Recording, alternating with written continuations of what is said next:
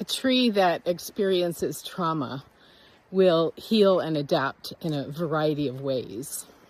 It might seal off a limb that's been severed and send the resources to other parts of the tree to make those parts stronger and more resilient.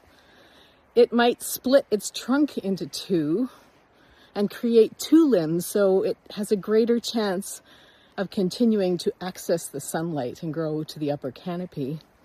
Or it might adapt around the trauma and become quite crooked because it was forced to bend in a certain way. And in almost all of these cases, the tree ends up being stronger and more resilient. However, a tree like that ceases to have value in a capitalist system. The foresters who come through these woods are going to ignore that tree because it's not straight and perfect enough to make into lumber. And I think that has an important lesson for us as humans as well, that when we heal and adapt to our trauma, we will get a little crooked and imperfect, but we will probably be stronger and more resilient. And we may no longer have the kind of perfectionism that is valued in capitalism.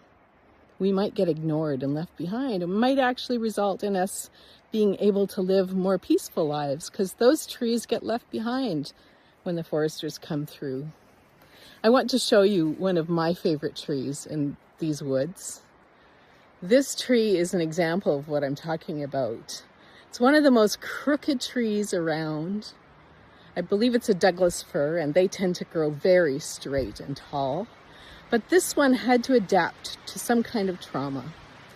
And what I love about it is that it resulted in a tree that looks a lot like a woman, with thick legs and hips covered in moss and breasts and arms reaching toward the sky. And every time I visit this tree, I am reminded to keep growing despite the trauma, despite the imperfections, to claim my place and not worry so much about not being valued in a capitalist world.